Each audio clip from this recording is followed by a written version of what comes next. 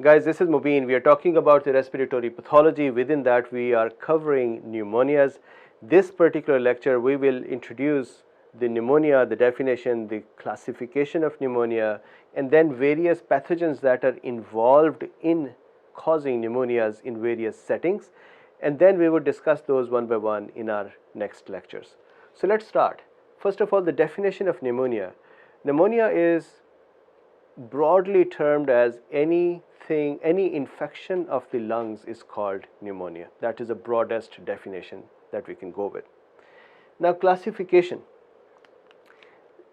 Understand one thing, that for the classification, what is important is not to remember the classifications, but what is important is that you as a doctor be able to treat the patient. And for the treatment of pneumonia, it is important that you can quickly empirically start the treatment. For that, out of all of these classifications, what is important is to understand what is the clinical setting, what is the setting in which the patient became sick. Did the patient move around in the community? For example, did he go to school or office and came back and became sick? Or was the patient admitted in a hospital and became sick over there or got pneumonia over there? Does the patient work in military and got pneumonia there? Or is the patient an alcoholic or immune compromised, and so on? These settings give you clues for the type of pathogen faster than trying to understand the other classifications. So keep this in mind. You have to see where the patient was. You have to try to establish that to start the antibiotics and treatment quickly. Of course, the culture and the right understanding of the right pathogen is most important. So let's start. First of all, clinical classification of pneumonia. Clinically, pneumonia can be classified into acute, which of course means an immediate infection which needs attention. Fulminant, which is also sort of acute and is really dangerous, can progress and cause death. I actually had a patient in hospital brought to me. I was working in the emergency room. Patient was brought in, child, and by the time they put the patient on my bed, and by the time I reached the patient, the child expired and he had pneumonia. So fulminant pneumonia is very dangerous. And then the chronic pneumonia. So these are the clinical classification. Again, does it tell you that what is the treatment and how to approach the patient? Not really. It just tells you that how urgent it is that you start working with the patient. Histologically, the pneumonia can be divided in multiple types of pictures. One type is where the alveoli, so if I make, let's make a respiratory system here, and let's say this is the alveoli. So let's say these are the alveoli. Inside the alveoli, one histological picture is that we have lots of fibrino, so that is fibrous, fibrin, fibrinopurulent, so lots of exudate is present, pus is present,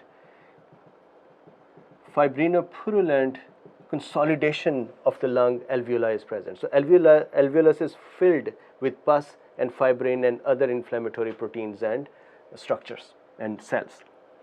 That is one. Then it is possible that alveoli are actually empty, but the septum, the interstitium, the parenchyma of the lung is inflamed. Normally it is the atypical pneumonia. This is very dangerous as well, because you would not see patient having cough and pus and sputum, and you might actually ignore it while the patient has a lots of damage going on within the lungs interstitium. So atypical pneumonia, what is more common here? Mostly it is caused by the viruses, and that means mononuclear cells will be very common presence in this one. Then the third type, histologically, is the chronic pneumonia, where there is continuous destruction of the lung tissue and there are big cavities and abscesses and granulomas that are present. For example, tuberculosis and other such things, aspergillus and candidiasis. So granuloma,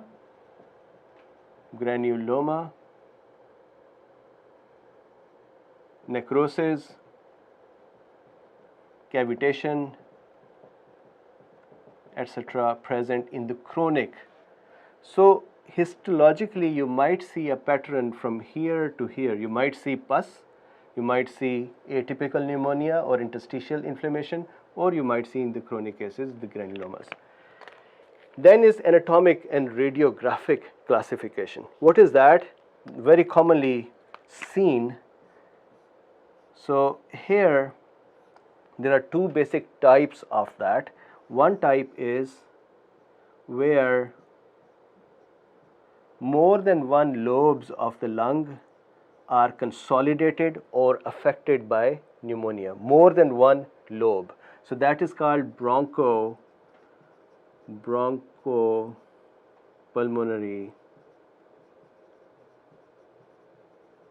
pneumonia. On the other hand, if only one lobe is involved, if just one lobe is involved, then it is of course called lobar pneumonia. Now, does it help? Is it useful? Is this setting useful? If I have a patient that comes to you and I tell you that, hey, this patient has lobar pneumonia versus bronchopulmonary, does that as a doctor help you? The only one help this gives you is that lobar pneumonia, 90% of the cases are by Streptococcus pneumoniae. That's it.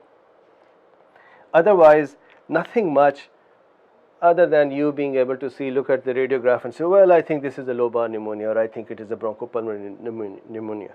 All right.